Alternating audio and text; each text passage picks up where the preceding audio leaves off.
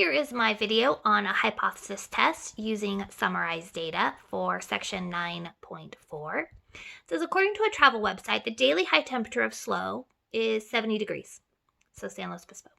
In a random sample of 30 daily high temperatures, we found a mean of 75 degrees with a standard deviation of 8 degrees. Is there sufficient evidence to show the mean has increased? So we can see from our sample has a high of 75 versus 70, but is this enough proof to show that it's increased, or is this just kind of normal variation?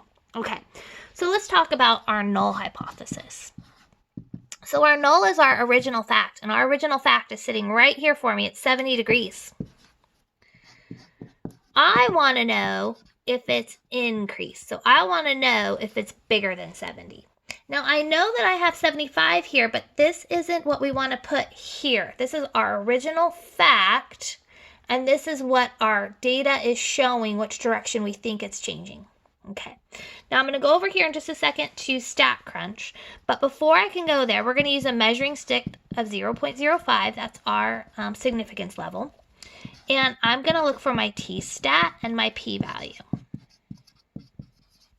Okay, now this is summarized data because they gave me a summary of what the mean and the standard deviation is. We're going to need that mean of 75, we're going to need the standard deviation of 8, and we're going to need the sample size of 30. This 70 we're going to use here for my hypothesis test, the null and the alternate hypothesis. Okay, so here we go. I am at StatCrunch. I'm going to go stat.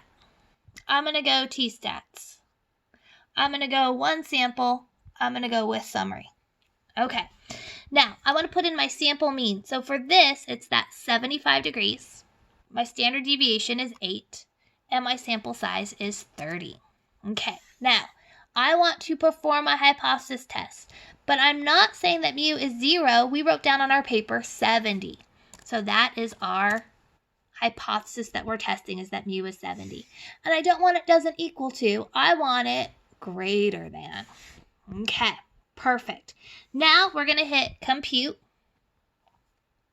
And as you're going to see, we got a t-stat of 3.42. And I got a p-value of 0.0009. So I'm going to write that over here. Okay, perfect. Now, here's the thing. We are ready to make our conclusion. So is this in the tail? Yes, this is less than 5%. So if it's less than 5%, what that means is that we reject the null. So if I'm rejecting the null, what I'm saying is that the evidence is pointing to that this is what is true. So we would say for our conclusion, according to our data, the mean has increased above 70 degrees, or from 70 degrees.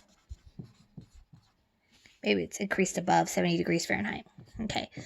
You could put some more detail in here of the mean of the daily high temperatures of San Luis Obispo, but this is sort of the bare minimum.